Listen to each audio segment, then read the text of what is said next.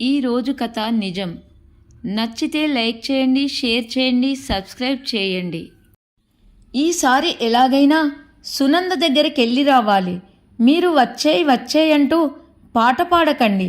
Suit case సర్దుకుంటూ అన్న మావారితో, ఎవరొద్దన్నారోయ్, నీ ఇష్టం, ఎప్పుడన్నారా, నాకేం బాధలేదు, హాయిగా ఉంటా, ఉడికిస్తూ అన్నారు. ఆ మాట మీదే ఉండండి. సరే గాని ఇంతకు తమరు పెళ్ళికి వస్తున్నట్లా లేనట్లా? రాకపోతే మీ అన్న ఊరుకుంటాడా? వాడి తిట్ల పురాణం వినే బదులు రావడమే మంచిది. నీ సర్దుడయ్యిందా? లే, ఆకలేస్తుంది అన్నారు. సూట్ కేసు మూసి లేచా. బెంగళూరులో మా అన్న కొడుకు పెళ్ళి, అది హడావిడి. పెళ్ళి అయ్యాక పిల్లలిద్దరినీ హనీమూన్కు పంపించి నేను సునంద దగ్గర 2 రోజులుండి వస్తానని అన్నయ్యతో చెప్పి హిందూపురము బయలుదేరా. కారు తీసుకెళ్ళమని అన్నయ్య అనినా వద్దని బస్సెక్కా. హిందూపురం అనగానే నా మనసు ఉత్సాహంతో ఎగిసిపడుతుంది, సంతోషంతో నిండిపోతుంది, మనసు గాల్లో తేలిపోతుంది. ఎప్పుడెప్పుడు ఆ ఊరెళ్ళి ఆ గాలిని గుండెల నిండా నింపుకుందామా అని ఆత్రముగా ఉంటుంది. కారణం, నా బాల్యమంతా ఆ ఊరిలో గడవడమే. ఎవరికైనా తిరిగిరాని తీయని జ్ఞాపకం బాల్యం. నేను సునంద ఇద్దరం ఫస్ట్ నుండి 10th వరకు కలిసి చదువుకున్నాము. ఒకే క్లాసు, ఒకే బెంచి, పక్కపక్క ఇండ్లవడంతో స్కూల్లోనే కాకుండా ఇంట్లోనూ కలిసే ఉండేవాళ్ళం. తను మా ఇంట్లోనో లేక నేను వాళ్ళ ఇంట్లోనో ఇద్దరము ఎప్పుడూ కలిసి కనిపించేవాళ్ళము అందరికీ. అందరూ జంట కవులని పేరు పెట్టారు కూడా. 10th అయ్యాక నేను అనంతపురం ఉమెన్స్ కాలేజీలో చేరితే తనేమో హిందూపురంలోనే చదివింది. హాలిడేస్లో ఇద్దరం కలిసి ఊరంతా చుట్టేవాళ్ళం. బస్సులో ఉన్నానన్న మాటే గాని నా మనస్సు వెనక్కి జంపు చేసి బాల్యంలోకి వెళ్ళిపోయింది. తీయటి జ్ఞాపకాల పేజీలను తింపుతున్న మనసు స్పిన్నింగ్ మిల్లు వచ్చేదాకా వర్తమానంలోకి రాలేకపోయింది. 10thలో ఉన్నప్పుడు స్కూల్ తరపున అందరము మిల్లును చూడడానికి వచ్చిన సందర్భము గుర్తొచ్చింది. బస్సు ఆంజనేయస్వామి గుడి దగ్గరకు వచ్చింది. మనసులోనే ఆ పవనపుత్రుడికి నమస్కారం చేసుకున్నాను. ప్రతి నెల నాన్న అభిషేకము, ఆకుపూజ చేయించేవారు. ఉదయాన్నే 5 గంటలకంతా రెడీ అయిపోయి అమ్మ వాళ్ళకన్నా ముందుగా చేరాలని పిల్లలమంతా పరిగెట్టుకుంటూ వచ్చేసేవాళ్ళము. రామాలయం దాటి వేణుగోపాలస్వామి గుడి దాటి మేము చదివిన స్కూల్ దగ్గర బస్సు ఆగింది. ఇక్కడి నుండి సునంద వాళ్ళ ఇల్లు దగ్గరే, అందుకని దిగిపోయాను. 10 సంవత్సరాలు చదివిన స్కూలు ఇప్పుడు చాలా మారిపోయింది. ప్రాకుల దశ నుండి ఓనీల వరకు ఇక్కడే. ఈ మట్టిలో ఎన్ని ఆటలు, మాటలు, పాటలు, ఎంత మంచి అనుభూతి. ఒళ్ళు పులకరించింది. నడుచుకుంటూ వెళ్తే ఇలాంటి అనుభూతులెన్నింటినో రుచి చూడవచ్చని అటోను వద్దని నడక మొదలెట్టాను.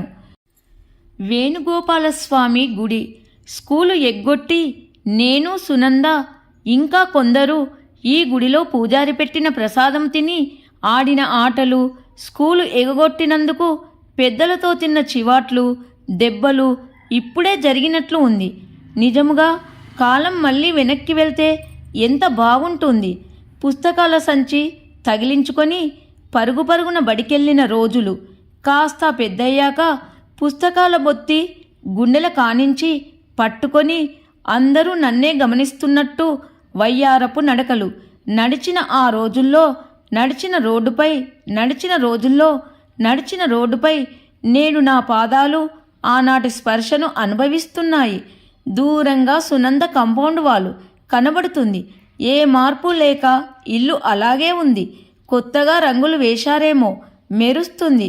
పక్కనే మేమున్న ఇల్లు పడగొట్టి మేడ కట్టారు. కాస్త నిరాశపడ్డాను. అమ్మా నాన్నలతో, అక్క అన్నలతో ఆడి పాడి ఏడ్పించి తన్నులు తిని పెరిగిన ఇంట్లో ఒక్కసారి కలయ తిరుగుదామన్న నా ఆశను ఆ మేడ అడియాశ చేసింది. సునంద ఉందో లేదో తీరా దగ్గరకొచ్చాక సందేహము. గేటు తీసి లోపలికి అడుగు పెడుతుండగా వినిపించిన మాటలకు ఆగి, ఇదిగో అమ్మా, నిన్నటితో నువ్వొచ్చిన 6 నెలలు అయ్యింది. రేపు టికెట్ బుక్ చేస్తున్నానంటే అది కాదురా, వాడేదో టూరు వెళ్తున్నా వచ్చాక రమ్మన్నాడు కదరా. సునంద గొంతు. నాకదేం తెలియదమ్మా. పోయినసారి కూడా ఇలాగే ఏదో సాకు చెప్పి 1 నెల రోజులు దాటేశాడు. వాళ్ళు కావాలనే చేస్తున్నారండి. ఈసారి కూడా 1 నెల రోజుల దాకా రారు. చూస్తుండండి. కోడలు కాబోలు. అయినా ఒప్పందం చేసుకున్నాక ఆ మాట మీద నిలబడాలి. వాడు టూరు వెళ్తే నువ్వెళ్ళి వాళ్ళ గుమ్మం ముందు కూర్చో వాళ్ళొచ్చేదాకా. అప్పటికి గాని తెలిసిరాదు వాళ్లకు కోపంగా అన్నాడు. ఇంకా నిల్చొని వినడం బాగుండదని సునంద అని పిలుస్తూ గుమ్మం దగ్గరికెళ్ళా. ఎవరు అంటూ కళ్ళలో ఏదో పడ్డట్లుగా తుడుచుకుంటూ బయటకొచ్చిన సునంద నన్ను చూసి మీనా అంటూ గట్టిగా వాటేసుకుంది. దాని కళ్ళు ఇంకా నీళ్లను దాచుకోలేనంటూ జలజల కన్నీళ్లు రాల్చాయి. చూశావా, నువ్వొచ్చిన సంతోషంలో నా కళ్ళు చెమర్స్తున్నాయి. రాణి నవ్వును తెచ్చుకుంటూ తన దుఃఖాన్ని కప్పిపుచ్చుకుంటూ నన్ను పొదివి పట్టుకొని లోపలికి తీసుకెళ్ళింది. రాజు చూడరా ఎవరొచ్చారో. అప్పటికే సునంద చిన్న కొడుకు రాజు, కోడలు మహతి, మనవడు హాల్లో నిల్చున్నారు. నన్ను చూసి రండి పెద్దమ్మ, బాగున్నారా, నమస్కారం అత్తయ్య గారు అంటూ ఇద్దరూ వంగి నా కాళ్ళకు దండం పెట్టారు. కొడుకుతో కూడా పెట్టించారు. నేను తీసుకెళ్లిన బట్టలు, స్వీట్లు మహతి చేతిలో పెట్టా. సంతోషముగా తీసుకొని లోపలికెళ్ళి కాఫీ కప్పుతో వచ్చింది. నేను ఇల్లంతా తిరిగి చూశా. ఏ మార్పు లేదు. పేరట్లో వేప, జామ, కొబ్బరి చెట్లను పలికరించా. వేప చెట్టుకు ఉయ్యాల కట్టి ఊగేవాళ్లము. జామ చెట్టెక్కి పచ్చికాయలే తెంపి కొరికి కొరికి విసిరేసేవాళ్లము. అమ్మ బాబా భక్తురాలవ్వడంతో అస్తమానం పుట్టపర్తి వెళ్ళిపోయేవారు. దాంతో నేను సునంద వాళ్ళమ్మ చేతి ముద్దలు తిని ఈ ఇంట్లో ఎక్కువగా గడిపేదాన్ని. మా ఇంటితో ఎంత అనుబంధముందో ఈ ఇంటితోనూ అంతే ఉంది. మా అల్లరికి, అరుపులకు, కేకలకు, కేరింతలకు, ఏడ్పులకు, నవ్వులకు, చిన్నప్పటి మా అనుభూతులన్నిటికీ నిలువెత్తు సాక్ష్యము నిలుచున్న గోడలను తడిమి తడిమి చూశాను. ఎన్ని దేశాలు తిరిగి చూసినా, ఎన్ని కొత్త ప్రదేశాలకు వెళ్ళినా మనసు ఇంతలా స్పందించదనిపించింది. నాకిష్టమని బిసిబిల్లేబాత్ చేసింది సునంద. చిన్నప్పుడు 4-5 కుటుంబాలు కలిసి విదురాశత్వము, ఘాటి, లేపాక్షి అని ఇక్కడికి దగ్గరలో ఉన్న ప్రదేశాలకు పిక్నిక్లా వెళ్ళేవాళ్ళము. అప్పుడు ఈ బిస్బిల్లాబాతే చేసి పిల్లలందరికీ చేతిలో పెద్ద పెద్ద ముద్దలు పెట్టి తినమనేవారు. ఆ తర్వాత ఎన్నిసార్లు తిన్నా ఆ రుచి రాలేదు. సాయంత్రం ఇద్దరము నడుచుకుంటూ ఆనాటి జ్ఞాపకాలను తిరిగేసుకుంటూ కన్యకాపరమేశ్వరి ఆలయానికి చేరాము. అమ్మవారి పాలరాతి విగ్రహము కన్నులకింపుగా, సౌందర్యానికి ప్రతీకగా ఉంది. దర్శనం చేసుకొని కూర్చున్నాక అడిగా సునందను, ఇప్పుడు చెప్పు సునంద, ఎలా ఉన్నావు? నాకేం మీనా, బానే ఉన్నాను. కాకపోతే ఆయన లేని లోటు బాగా తెలిసొస్తుంది. ఈ మధ్య పిల్లలు వాళ్ళ సంసారంలో పడ్డారుగా, అందుకేనేమో లోన్లీగా ఫీల్ అవుతున్నా. తన కళ్ళలో సన్నటి నీటి తెర. నా గుండె పిండేసినట్లయింది. నేను వచ్చినప్పుడు నీవు రాజు ఏదో గొడవ పడుతున్నట్టున్నారు. మెల్లగా అడిగా. అదేం పెద్ద విషయం కాదులే మీనా. నేను 6 నెలలిక్కడ 6 నెలలక్కడ ఉంటాను కదా. వాడేమో ఊరు వెళ్తున్నా వచ్చాక అమ్మను తీసుకెళ్తానన్నాడు. పోయినసారి కూడా ఇలాగే చేశాడు. కావాలనే చేస్తున్నాడని వాడి బాధ. అంతే, 2 రోజులు పోతే వాడే సర్దుకుంటాడు.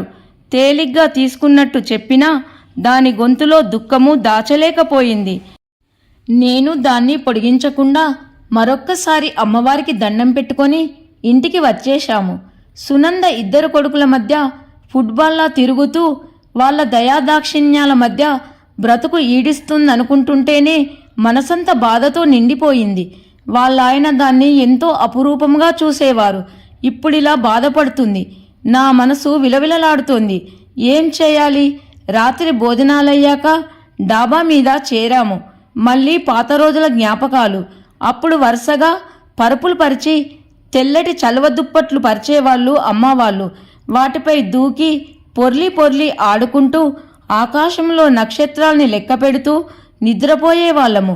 అబ్బా, ఎంత హాయిగా ఉంది సునంద, మళ్ళీ ఆ రోజులు గుర్తుకొస్తున్నాయి అన్నాను మంచంపై వాలుతూ. ఆ రోజులు మళ్ళీ వస్తే ఎంత బాగుండు మీనా, ఎంత ఆనందంగా గడిపాము, ఎంత స్వేచ్ఛగా, ఏ భేషజాలు లేకుండా అందరము కలిసి ఉండేవాళ్ళము. ఇప్పుడు చూడు, ఈ పక్కింట్లో ఎవరున్నారో ఎంతమంది ఉన్నారో కూడా సరిగ్గా తెలియదు. ఇప్పుడు మనకు సంపాదన ఎక్కువై సౌకర్యాలున్నాయి, కానీ అనుబంధాలు, అనురాగాలు, ఆప్యాయతలు అడుగంటిపోయాయి మీనా. అన్నింటినీ డబ్బుతో కొలుస్తున్నారు. నేను, నా ఇల్లు, నా పిల్లలు అన్న స్వార్థం పెరిగింది.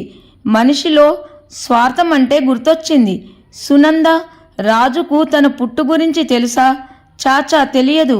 అయినా నేను తెలియనిస్తానా? రవితో సమానంగా వీడిని పెంచాము. ఏనాడు విడిగా చూడలేదు. ఒక రకంగా వీడినే బాగా చూశామని చెప్పొచ్చు. ఎవరికన్న బిడ్డో మనం తీసుకొచ్చాము. వాడికి ఎందులోనూ లోటు రాకూడదని కొన్ని విషయాల్లో రవిని ప్రక్కన పెట్టి వీడికే ప్రాధాన్యమిచ్చాము. చదువులో కూడా రవి ఇంజనీర్ కావాలనుకున్నాడు. ఇద్దరిని చదివించలేక రవిని బీఈడీతో సరిపెట్టి వీడిని మాత్రము ఇంజనీర్ను చేశాము. ఏదేమైనా మేము న్యాయమే చేశామనిపిస్తుంది మీనా. ఇంత చేసినా నీ ఇంట్లో నుండి నిన్నే పొమ్మంటున్నాడు చూశావా? వాడెవరన్నది తెలిస్తే ఇలా ప్రవర్తించడేమో సునంద. నన్ను చెప్పుమంటావా అడిగా. వద్దొద్దు, వాడికిప్పుడు తెలిస్తే చాలా బాధపడతాడు. వాడెప్పుడూ సంతోషంగా ఉండాలి మీనా, అదే నా కోరిక. అది కాదు సునంద, నీ సంతోషం కూడా చూసుకోవాలిగా. ఒక్క బిడ్డతో సరిపెట్టుకొని అనాథను ఒక్కరిని పెంచుకొని తద్వారా ఒక్కరికైనా మంచి జీవితాన్ని అందివ్వాలన్న ఆయన గొప్ప మనసుకు నిదర్శనమే వీడు రాజు. ఇదంతా వాడికి చెప్పి నేను పొందేది నిజమైన సంతోషం అవుతుందా చెప్పు? అలా చెబితే అది స్వార్థం అవ్వదా? ముఖ్యంగా ఆయన ఆశయం దెబ్బతింటుంది కదా. అది నాకేమాత్రం ఇష్టం లేదు మీనా. పోతే నాకు ఆడపిల్లలను పెంచుకోవాలని ఉండేది, కానీ ట్రైన్లో వాడెవరో వదిలేసి వెళ్ళిపోతే చూస్తూ చూస్తూ మేము వదల్లేక తీసుకొచ్చి పెంచాము. కనీసం మన్మరాలైనా పుడుతుందేమో అనుకుంటే ఇద్దరికీ మగపిల్లలే. ఆ కోరిక ఉండిపోయింది మీనా. అయినా ఇవన్నీ నీకు తెలియని విషయాలా ఏం? పడుకో, పొద్దుపోయింది అంటూ నిద్రలోకి జారుకుంది. మరుసటి రోజు నేను బెంగళూరు బయలుదేరాను. బస్సు ఎక్కాక పెద్దమ్మ ఇవి తీసుకోండంటూ 2 మెగాజైన్లు వాటర్ బాటిల్ నా చేతిలో పెట్టాడు రాజు. రాజు, అమ్మను జాగ్రత్తగా చూసుకో, కళ్ళనీళ్లు తిరుగుతుండగా చెప్పా. అలాగే పెద్దమ్మ అన్నాడు వాడు. సునంద కళ్ళలో నీళ్లు. గౌరీ బిదనూర్ దాటాక కాస్త తెప్పడిల్లి రాజు ఇచ్చిన మెగాజైన్ తెరవగానే ఒక కవర్ కనిపించింది. విప్పి చూశాను. రాజు రాసిన ఉత్తరము. చదివా. పెద్దమ్మ, మీరు ఇంట్లో అడుగు పెడుతుండగా అమ్మతో నేనన్న మాటలకు నన్ను క్షమించండి. నిన్న రాత్రి మీరు అమ్మ మాట్లాడుకున్న మాటలన్నీ విన్నాను. అనాథగా బ్రతకవలసిన నన్ను అక్కున చేర్చుకొని కన్న బిడ్డ కన్నా ఎక్కువగా చూసుకున్న ఈ మానవతామూర్తులకు ఏమిచ్చి రుణం తీర్చుకోను? అసలా రుణం తీరేదేనా? ఇన్ని రోజులు అమ్మను చూసుకోవడంలో వంతులు వేసుకొని పెద్ద పాపం చేశాను. నాన్న ఆత్మ కూడా ఎంత క్షోభించిందో. ఏనాడు నేను పరాయివాడినన్న అనుమానం రాకుండా చూసుకున్న ఆ మాతృమూర్తి అమ్మకు ఇక ఎన్నటికీ కంటతడి రాకుండా చూసుకుంటా పెద్దమ్మ. రవి ఆర్థికంగా నాకన్నా వెనగ్గానే ఉన్నాడు. తనకు అన్ని విధాలా నేను అండగా ఉంటాను. నేను ఒక అనాథ ఆడపిల్లను పెంచుకొని అమ్మ కోరిక తీరుస్తాను.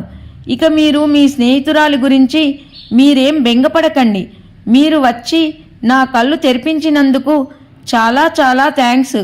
మీరు మళ్ళీ వచ్చి మా అమ్మ కళ్ళలో సంతోషం చూడాలి. తప్పకుండా రండి.